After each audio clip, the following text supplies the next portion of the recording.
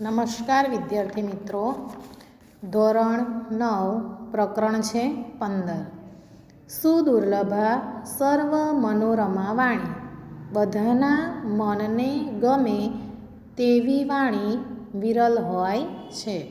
આજે આપણે આ પાઠ છે એ પાઠમાં નિબંધનું જે તથ્ય રજૂ થયું છે તેને જોઈશું. જુઓ, 20મી શતાબ્દીના પ્રારંભમાં પાશ્ચાત્ય ભાષાઓના પ્રભાવ હેઠળ ભારતીય પ્રાદેશિક ભાષાઓના અભ્યાસમાં નિબંધ કળાનો પ્રવેશ થયો અને થોડાક જ સમયમાં તેનો વ્યાપક પ્રસાર થયો.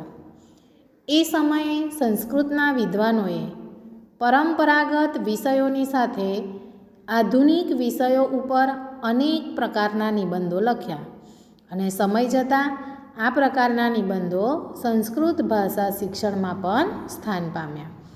સંસ્કૃતના નિબંધના જે લેખકો છે એમાં પંડિત ચારુદત્ત શાસ્ત્રી એમનું નામ જાણીતું છે. એમણે પ્રસ્તાવ તરંગીની નામે એક સંસ્કૃત ભાષામાં સુંદર લલિત નિબંધ ગ્રંથ તૈયાર કર્યો છે. અહીંયા એમણે સુદુર્લભા સર્વ મનોરમા વાણી આ શીર્ષકથી જે વિવેચનાત્મક નિબંધ મૂક્યો છે તે આપણે જોઈએ. તો કે આ નિબંધમાં શું કહેવા માગે છે?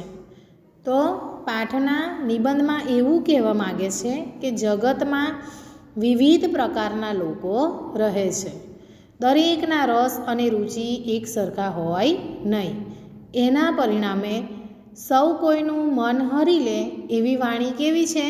દુર્લભ છે. વળી કોઈ પણ કાવ્ય કે કૃતિ હોય તો એ કૃતિ બધાને ગમશે જ એ જરૂરી નથી. વાણીની બાબતમાં પણ આવું જ છે કે આપણે જે બોલીએ બધાને ગમે જ એવું ન પણ હોય. એટલે બધાને સાંભળવી ગમે અને સાંભળીને કોઈની લાગણી ન દુભાય એવા વચન બોલવા જોઈએ. જો કે એવી વાણી બોલનારા દુર્લભ હોય છે કે કોઈને પણ દુઃખી ન કરે અને બધાને ગમે એવી વાણી બોલનારા તો લોકો બહુ ભાગ્યે જ જોવા મળે છે. એટલે આ પાઠનું નિબંધનું હેડિંગ જ છે કે સુદુર્લભા સર્વ મનોરમા વાણી, એટલે કે બધાના મનને ગમે તેવી વાણી બોલવી, એવી વાણી વિરલ હોય છે એવું આ પાઠમાં કહેવા માગે છે. હવે આપણે પાઠનું જે અનુવાદ છે એ જોઈએ. જુઓ, પાઠનો પહેલો ફકરો જોઈએ.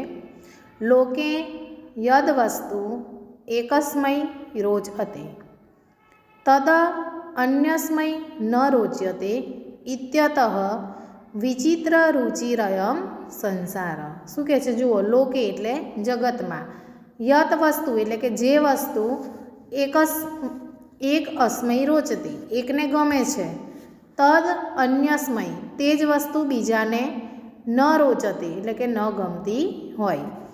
ઇત્યતઃ એટલે અયમ સંસાર આ સંસાર કેવો છે? વિચિત્ર રુચિ એટલે કે વિચિત્ર રુચિવાળો છે. શું કહે છે? કે જગતમાં જે વસ્તુ એકને ગમે છે તે બીજાને ગમતી નથી. એટલે આ સંસાર વિચિત્ર રુચિવાળો છે. એકસ્મિન પરિવારે જાતાનામ સમાનાચાર વિચારાણામ જનાનામ અપી ભિન્ના ભિન્ના રુચિર્ભવતી. જુઓ, શું કહે છે? એકસ્મિન પરિવારે એટલે કે એક જ પરિવારમાં જાતાનામ, જાતાનામ એટલે જન્મેલા, સમાન આચાર વિચારનામ, સમાન એટલે કે એક સરખા આચાર અને વિચારવાળા, જનાનામ અપી લોકોનું પણ, ભિન્ન ભિન્ન, ભિન્ન એટલે અલગ, રુચિ એટલે કે આપણી જે કોઈક વસ્તુ આપણને ગમે, જે વસ્તુમાં આપણી રુચિ હોય તે, રુચિર્ભવતી. શું કહે છે? જુઓ, એક પરિવારમાં જન્મેલા એક સરખા આચાર વિચારવાળા લોકોની પણ જુદી જુદી રુચિ હોય છે. એટલે કે એક જ પરિવારમાં જન્મ્યા હોય અને એક સરખા વિચાર હોય છતાં પણ એમની જે રુચિ છે, એમનો જે રસ છે એ કેવો હોય? અલગ અલગ હોય. કિંપુનઃ વિભિન્નેષુ પરિવારેષુ ઉત્પન્નાનામ જનાનામ વાર્તા કિંતુ એટલે પરંતુ, વિભિન્ન શું, વિભિન્ન એટલે અલગ અલગ પ્રકારના, પરિવારેશું એટલે પરિવારમાં, ઉત્પન્નાના એટલે કે જન્મેલા, જનાનામ વાર્તા એ લોકોની તો વાત જ શું કરવી. શું કહે છે કે વળી જુદા જુદા પરિવારોમાં જન્મેલા માણસોની વાત જ શું કરવી. એટલે કહે છે કે એક જ પરિવારમાં જન્મ્યા હોય, એક સરખા આચાર વિચારવાળા હોય તો એમ કે એમની જુદી જુદી રસ ને રુચિ હોય, તો પછી જો જુદા જુદા પરિવારમાં જન્મ્યા હોય તો એ બધા માણસોની તો વાત જ શું કરવી. એટલે કે એ બધા માણસોની પણ રસ ને રુચિ કેવા હોય, અલગ જ હોય, એવું કહેવા માગે છે. આગળ, સમાન પિતૃકેશુ પુત્રેશુ કશ્ચિત મધુરમ રોચયતિ, કશ્ચિત લવણમ, કશ્ચિત ચામલમ રસમિતિ. જુઓ, સમાન પિતૃકેશુ, સમાન એટલે કે સરખા, પિતૃ એટલે પિતા, કેશુ એટલે એમના પુત્રો. શું કહે છે, જેમના પિતા સમાન છે તેવા પુત્રો. મતલબ કે એક જ પિતા અને એમના દીકરા 2-3 હોય, એટલે કે બધાનો બાપ એક હોય. શું કહે છે, કશ્ચિત એટલે કે કોઈકને મધુરમ રોચયતી, મધુર એટલે કે ગળ્યું, કોઈકને કેવું ગમે, ગળ્યું ગમે, ગળ્યું ભાવે. કશ્ચિત લવણમ, લવણમ એટલે ખારું, તો કોઈકને ખારું. કશ્ચિત ચામલમ રસમ ઇતિ, આમલમ એટલે ચ આમલમ, ચ એટલે અને, આમલમ એટલે ખાટો રસ, તો કોઈકને ખાટું ભાવે. શું કહે છે અહીંયા જુઓ, જેમના પિતા સમાન છે તેવા પુત્રોમાં કોઈકને ગળ્યું ભાવે છે, કોઈકને ખારું ભાવે છે, તો કોઈકને ખાટું ભાવે છે. એવમ હિ કશ્ચિત કાવ્યમ રસયતી, એમ જ ખરેખર કોઈક કાવ્યમ રસયતી એટલે કે કાવ્યનું રસપાન કરે, કોઈકને કાવ્યમાં રસ હોય. કશ્ચિત નાટ્યમ, કોઈકને નાટકમાં ઇન્ટરેસ્ટ હોય. કશ્ચિત શિલ્પમ, કોઈકને શિલ્પ કલાની કારીગરી છે એમાં હોય. તો કશ્ચિત ગણિતમ, તો કોઈકને ગણિતમાં રસ લે. એટલે શું કહે છે અહીંયા જુઓ કે એક જ પિતા હોય, એમના પુત્રોમાં પણ કોઈકને ગળ્યું ભાવે, કોઈકને ખારું ભાવે, કોઈકને ખાટું ભાવે. વળી એમ કે કોઈક એવી વ્યક્તિ હોય કે અમુક લોકોને કાવ્યમાં રસ હોય, તો કોઈને નાટકમાં રસ હોય, તો કોઈને કળા કારીગરી શિલ્પમાં રસ હોય, શિલ્પ સાહિત્યમાં, તો વળી કોઈકને ગણિતમાં રસ હોય. એવમ એવ, એવી જ રીતે કસ્મૈચિત શૃંગારઃ પ્રિયો ભવતિ, કસ્મૈચિત વિરહ, કસ્મૈચિત કરુણઃ, કસ્મૈચિત ચ હાસ્યરસઃ. શું કહે છે, એવમ એવ, એવી જ રીતે કસ્મૈચિત એટલે કે કોઈકને શૃંગાર રસ પ્રિય હોય છે. કસ્મૈચિત વિરહ, કોઈકને વીર રસ ગમતો હોય. કસ્મૈચિત કરુણઃ, કોઈકને કરુણ રસ ગમે. કસ્મૈચિત ચ હાસ્યરસ, અને કોઈકને હાસ્યરસ પ્રિય લાગે છે. વિરલાય કસ્મૈચિત જનાય બીભત્સ રસો અપી રોચતે ઇતિ નાનાત્વમ રુચિનામ વ્યવસ્થિતમ ભવતિ. શું કહે છે, વિરલાય એટલે કે ભાગ્યે જ, કસ્મૈચિત કોઈકને, ભાગ્યે જ એવા લોકો હોય છે કે જેમને બીભત્સ રસો અપી રોચતે, કે એમને બીભત્સ રસ પણ ગમે છે. ઇતિ એમ, નાનાત્વમ એટલે કે અનેકપણું, વિભિન્નપણું, રુચિનામ વ્યવસ્થિતમ ભવતિ, એમ રુચિઓનું અનેકપણું, વૈવિધ્ય નિશ્ચિત થાય છે. શું કહે છે જુઓ, આખા ફકરાનું અનુવાદ સમજાવું તો એમ કહે છે કે જગત છે, જગતમાં બધાને એક જ વસ્તુ ગમે એવું ના હોય. કોઈક વસ્તુ કોઈકને ગમતી હોય તો એ બીજાને પણ ના ગમે. એટલે શું કહે છે, આ સંસાર કેવો છે, વિચિત્ર રુચિવાળો છે. એક જ પરિવારમાં જન્મ્યા હોય તો એમના એમ કે એક સરખા આચાર વિચાર ન હોય, તો અલગ અલગ પરિવારમાં જન્મ્યા હોય એમની તો વાત જ શું કરવી. એમ કે છે કે જો જેમના પિતા સમાન છે એમના પુત્રોમાં પણ કોઈકને ગળ્યું ભાવે, કોઈકને ખારું ભાવે, કોઈકને ખાટું ભાવે. વળી એવી બધી વ્યક્તિઓ હોય કે કોઈને કાવ્યમાં રસ હોય, કોઈને નાટકમાં હોય, કોઈને કળા કારીગરીમાં હોય, કોઈને ગણિતમાં રસ હોય. પછી એવી રીતે કોઈકને શૃંગાર રસ પ્રિય હોય, કોઈને વીર રસ પ્રિય હોય, કોઈને કરુણ રસ પ્રિય હોય, કોઈને હાસ્ય રસ પ્રિય હોય, અને ભાગ્યે જ કોઈકને બીભત્સ રસ પણ એમ કે ગમતો હોય છે. તો શું કહે છે, રુચિઓનું અનેકપણું, વૈવિધ્ય નિશ્ચિત થાય છે. એટલે દરેક વ્યક્તિને અલગ અલગ વસ્તુમાં રસ હોય છે, એ આપણને આ ફકરા દ્વારા સમજ મળે છે. હવે આપણે જોઈશું બીજો ફકરો. હવે આપણે જોઈએ બીજો ફકરો. જુઓ શું કહે છે. એવમ સતી એકા એવ વાણી સર્વસ્ય માનસમ સંતોષયિતું નાહર્તિ. એવમ સતી આમ જ છે ત્યારે એકા એવ વાણી એટલે કે એક જ વાણી સર્વસ્ય માનસમ સર્વના મનને સંતોષયિતું સંતોષવા માટે નાહર્તી ન અહર્તી એટલે યોગ્ય નથી. શું કહે છે? આમ જ છે ત્યારે એક જ વાણી સૌના મનને સંતોષવા માટે યોગ્ય નથી. એટલે કે એક વ્યક્તિ બોલે એ દરેક જણને એની વાણીથી સંતોષ થાય એવું નથી એમ કહેવા માગે છે. આગળ યહ ખલુ આર્ષેન સંસ્કારેન સંસ્કૃતો ભવતિ. ખરેખર આર્ષ ઋષિ એટલે કે ઋષિમુનિઓના સંસ્કારોથી સંસ્કૃત વાણી. શું કહે છે કે ઋષિઓ દ્વારા સ્વીકૃત સંસ્કારથી સંસ્કારયુક્ત વાણી હોય છે. એ કેવી હોય છે? તસ્મૈ મૃદી રુજ્વી ચ વાણી રોચતે ન તુ કર્કશા કુટિલા ભવતી. મૃદુ એટલે કોમળ, રુજુ એટલે સરળ. શું કહે છે કે ખરેખર જે ઋષિઓ દ્વારા સ્વીકૃત સંસ્કારથી સંસ્કારયુક્ત હોય છે તેને કોમળ અને સરસ વાણી ગમે છે.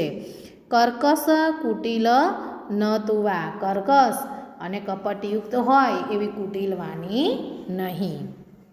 અતઃ એટલે એતે સહ વાર્તા અવસરે એતાદૃશી વાણી એવ ઉચિતા ભવતી. શું કહે છે?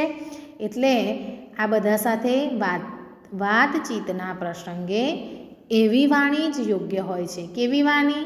મૃદુ અને કોમળ, જે સૌના મનને ગમે તેવી. પરંતુ યહ જડ દુર્વ્યસનરત અલસ ચ સેવક ભવતી. પણ જે જડ, અલસ એટલે કે આળસુ, દુર્વ્યસનરત એટલે કે ખરાબ ટેવોમાં રચ્યો પચ્યો હોય અને આળસુ સેવકો હોય, તસ્મૈ તસ્યા અધિપ પ્રાયઃ કર્કશા વાણીમ વદતી કાર્યે ચ સંયોજયતિ સ્વકીયમ પ્રયોજનમ ચ સંપાદયતિ. શું કહે છે? પણ જે જડ, ખરાબ ટેવોમાં રચ્યો અને આળસુ સેવક હોય છે તો તસ્ય અધિપ એટલે કે તેનો જે માલિક છે એ પ્રાયઃ ઘણું કરીને કર્કશામ વાણી વદતી એ કર્કશ વાણી કહે છે. કાર્ય ચ સંયોજયતી અને કામકાજમાં જોડે છે. સ્વકીયમ પ્રયોજનમ ચ સંપાદયતી અને પોતાનું જે પ્રયોજન છે એ સાધે છે. એટલે કે પોતાનો જે હેતુ છે એ શુદ્ધ કરે છે. જુઓ શું કહે છે કે બધાના મનને ગમે ને એવી વાણી યોગ્ય સંતોષ ના આપે. પણ જે ઋષિઓ દ્વારા સ્વીકૃત સંસ્કારથી રચેલી વાણી છે, જે સંસ્કારયુક્ત વાણી છે એ કેવી હોય? કોમળ અને સરળ, એમ કે બધાને ગમે. પણ કર્કશ અને કપટયુક્ત વાણી છે એ કોઈને ગમે ના. શું કહે છે કે દરેક વ્યક્તિ સાથે આપણે વાતચીતના પ્રસંગે મૃદુ અને કોમળ એવી જ ભાષા આપણે વાપરવી. પણ એમ શું કહે છે કે જે માણસ જડ એટલે કે અજ્ઞાની, ખરાબ ટેવોમાં રચોપચ્યો અને આળસુ હોય એવો વ્યક્તિ હંમેશા કેવું બોલે? કર્કશ વાણી બોલે. કામકાજમાં પણ પોતાની વાણીને જોડે અને જે હેતુ હોય એ હેતુને એ સિદ્ધ કરે. એટલે અહીંયા કે કેવા કેવા જગતમાં માણસો છે એની પણ વાત કરી છે. હવે આપણે જોઈશું ફકરો ત્રીજો. જુઓ શું કહે છે? ત્રીજો ફકરો જોઈએ. યહ ખલુ ઈર્ષ્યાગ્રસ્તો ભવતી. ખરેખર જે ઈર્ષ્યાગ્રસ્ત એટલે કે જે ઈર્ષ્યામાં ગ્રસ્ત હોય છે તે. તસ્મૈ પરસ્ય દુર્ગુણાનુવાદ રોચતે સ્વસ્ય ચ ગુણાનુવાદ. શું કહે છે? તસ્મૈ એટલે કે તેને, પરસ્ય અન્યના, બીજાના, દુર્ગુણાનુવાદ દુર્ગુણોનું અને સ્વસ્ય ચ ગુણાનુવાદ પોતાના ગુણોનું વર્ણન રોચતે એટલે કે ગમે છે. જુઓ શું કહે છે? ખરેખર જે ઈર્ષ્યાગ્રસ્ત હોય છે તેને અન્યના દુર્ગુણોનું અને પોતાના ગુણોનું વર્ણન ગમે છે.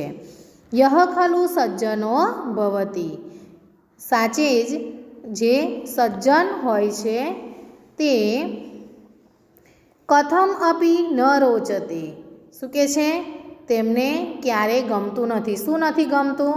તસ્મૈ પરાપવાદઃ, તેમને કેમે કરી અને પર નિંદા, પરાપવાદ એટલે કે બીજાની નિંદા. શું કહે છે? જુઓ કે જે ઈર્ષાગ્રસ્ત હોય તેને અન્યના દુર્ગુણોનું વર્ણન અને પોતાના ગુણોનું એટલે કે બીજાના દુર્ગુણ ગાવાના હોય, બીજાના જે દુર્ગુણ હોય તો એનું એમને બીજાના દોષ જોવાનું ગમે અને પોતાના ગુણોનું એમને વર્ણન કરવાનું ગમે. પણ ખરેખર એમ કે જે વ્યક્તિ સજ્જન માણસ છે એને ક્યારેય પણ એમ કે બીજાની નિંદા કરવાની ગમતી નથી. જુઓ હવે શું કહે છે? કેચન અસૂયકા ભવંતી તે હિતમ અપી અનુશાસનમ ન સહંતી. કેચન એટલે કે કેટલાક, અસૂયકા કેવા લોકો?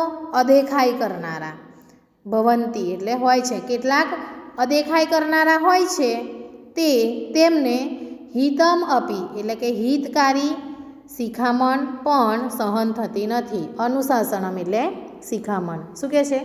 કેટલાક અદેખાઈ કરનારા હોય છે કે તેઓ હિતકારી શિખામણ પણ સાંખી લેતા નથી. તથૈવ સર્વાંગ સુંદરમ સરસમ સુભાષિતમ અપી ન સંતોષયતી અલ્પજ્ઞાનમ.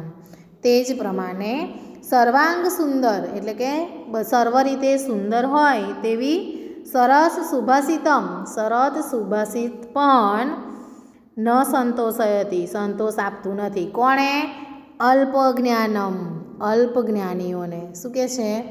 કે જે માણસ અલ્પજ્ઞાની છે, જેનામાં થોડું જ્ઞાન છે, એને બધી રીતે સરસ અને સુંદર સુભાષિત હોય તો પણ એ એના મનને સંતોષ આપે નહીં. કે અમુક વ્યક્તિઓ એવા હોય કે એમને પરનિંદા ના ગમે, એમને અદેખાઈ કરનારા હોય તો એવા લોકોને કોઈની હિતકારી શિખામણ પણ ના ગમે.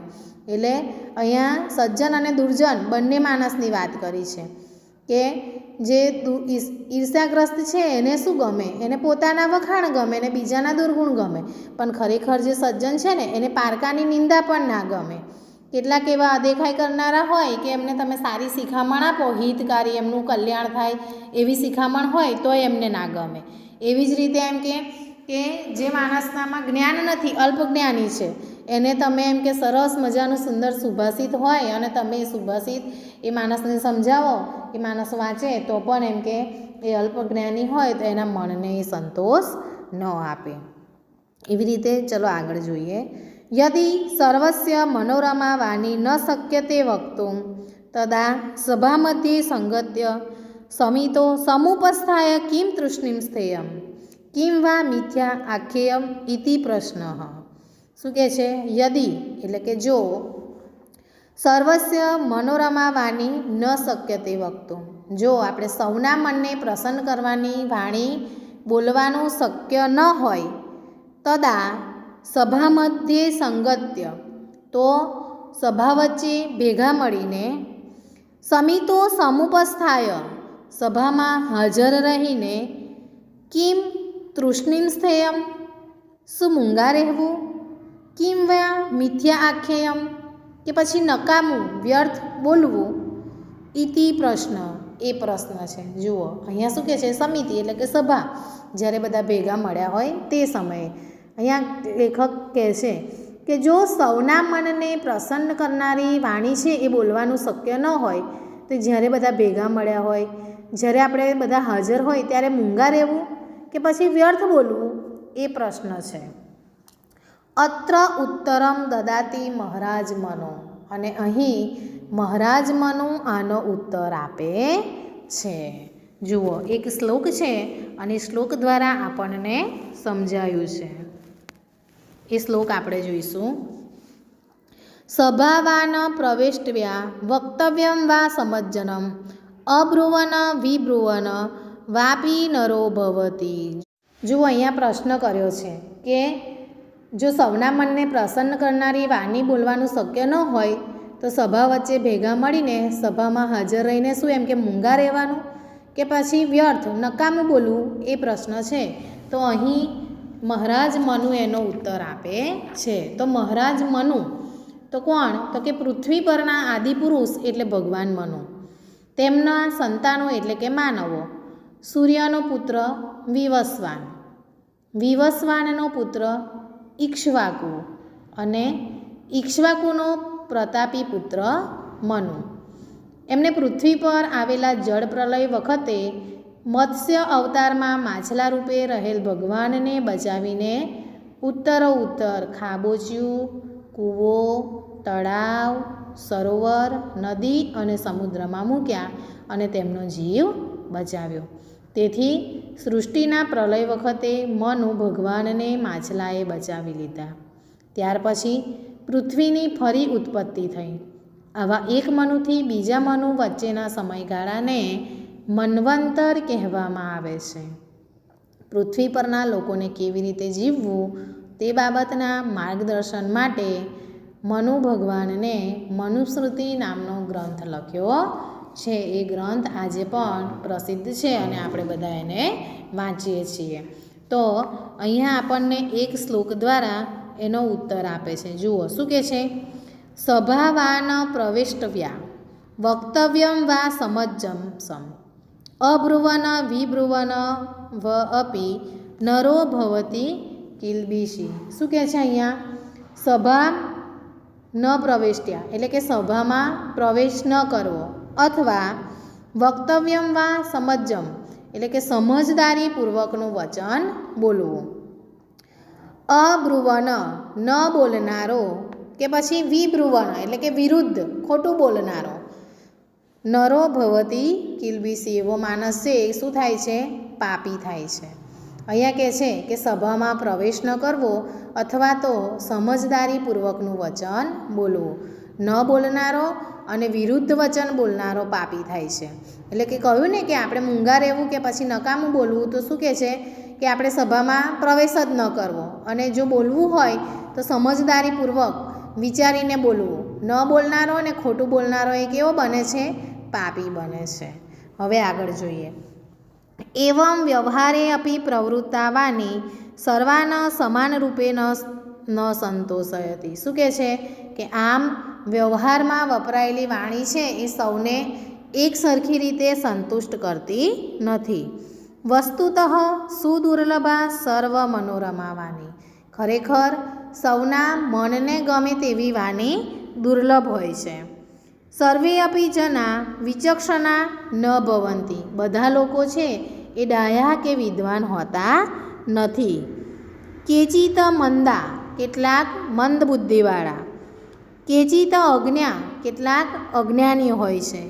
ઇતિવા સ્નેહપૂર્ણા વાણીમ અપી ભાવયિતુમ ન પારયંતી. અને આવા લોકો છે એ સ્નેહપૂર્ણ વાળી જે વાણી છે એના ભાવને પણ એમ કે સમજી શકતા નથી. શું કહે છે કે આ જગતમાં જે વ્યવહારમાં વપરાયેલી વાણી છે એ બધાને એક સરખી રીતે તો સંતોષ ન આપી શકે. એટલે કે ખરેખર જો બધાના મનને ગમે એવી વાણી કેવી છે? દુર્લભ છે. બધા લોકો ડાયા કે વિદ્વાન ન હોય, કેટલાક મંદ બુદ્ધિવાળા અને અજ્ઞાની પણ હોય કે જે આ સ્નેહપૂર્ણ સ્નેહવાળી વાણી છે એને એ સમજી શકતા પણ નથી. એતાદૃશાન જનાન દૃષ્ટવા કિમ વ્યવહારે વાણી પ્રયોગ પરિત્યક્તઃ. શું કહે છે? એતાદૃશાન એટલે કે આવા પ્રકારના માણસોને માટે. જનાન દૃષ્ટ એટલે કે આવા લોકોને જોઈને કિમ વ્યવહારે શું વ્યવહારમાં વાણી પ્રયોગ પરિત્યક્તવ્ય. શું વાણીનો પ્રયોગ છે એને ત્યજી દેવો જોઈએ? એટલે કે અહીંયા પ્રશ્ન કર્યો છે કે જે મંદ બુદ્ધિવાળા છે, અજ્ઞાની છે, એ આવી વાણીને ન સમજી શકે, તો આવા પ્રકારના માણસોને જોઈ અને આપણે વ્યવહારમાં જે આપણી વાણીનો પ્રયોગ છે એને છોડી દેવો જોઈએ? નહીં નહીં. શું કહે છે? ના ના. મૃગા સંતિતિ યવા નો ઉપયંતે. શું કહે છે?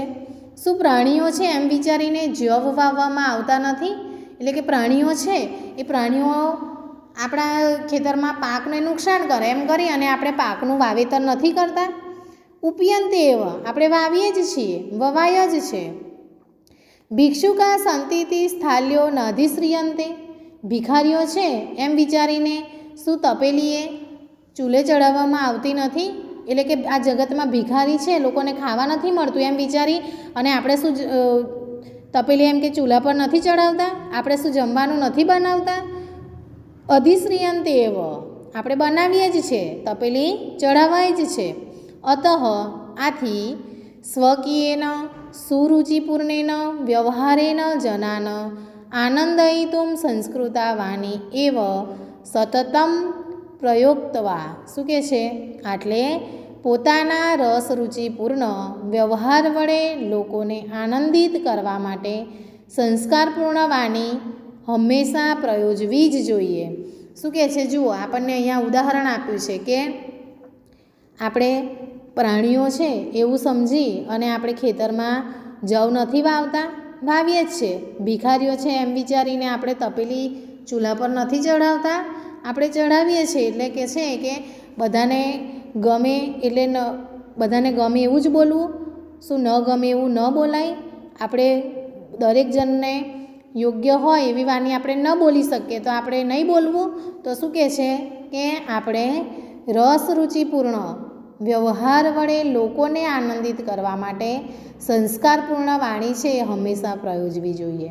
એટલે અહીંયા કહે છે ને કે આપણાથી શરૂઆત કરીએ તો થાય, બીજો શરૂઆત કરે ને આપણે રાહ જોઈએ તો એ કામ અટકી જ જાય. મતલબ કે આપણે આપણા વ્યવહાર વડે બધાને આનંદિત થાય એવી વાણી, સંસ્કારપૂર્ણ વાણી છે એ આપણે ઉચ્ચારવી જોઈએ. સામેવાળાના મનને ગમે કે ન ગમે, પણ આપણે જે લોકોને આનંદિત કરે અને વ્યવહારમાં સારી રીતે બોલી શકાય એવી સંસ્કારપૂર્વક વાણીનો આપણે ઉપયોગ કરવો. આ પાઠમાં આપણને શું સમજાયું છે? તો એ જ કહે છે કે આ જગતમાં સંસાર જ છે કે એક વસ્તુ બીજાને ગમે, કોઈકને ના ગમે.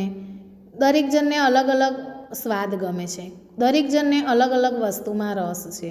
એટલે અહીંયા પણ એ જ કહે છે કે આ સંસાર તો ભિન્ન રુચિવાળો છે, પણ આપણે જે છે કે મંદ બુદ્ધિવાળા હોય, સમજદારીપૂર્વકનું ના પણ બોલે. કેટલાક આળસુ હોય કે એ એમના કામકાજમાં પોતાનો હેતુ હોય એ સિદ્ધ કરે અને પછી એ એમની આળસ, એમની જે કર્કશવાણી છે એને જ વાપરે. પણ અહીંયા આપણને લેખક કહે છે કે આપણે દરેક પ્રકારનો વિચાર કરવી અને વ્યવહારમાં જે વાણી છે એ સૌને સંતુષ્ટ આપે એવી રીતે, બધા લોકોને આનંદ થાય એમ સંસ્કારપૂર્ણ વાણી છે એ વાણીને આપણે આપણા જીવનમાં ઉતારવી જોઈએ અને એ વાણીનું પ્રયોજન કરવું જોઈએ. એટલે કે બધાને ગમે અને કોઈને ખરાબ ન લાગે એવી વાણી આપણે બોલવી જોઈએ. એ વાત આપણને આ નિબંધમાં કરવામાં આવી છે. આ વિડીયો આપણે અહીંયા પૂરો કરીએ છીએ. જય હિન્દ, જય ભારત.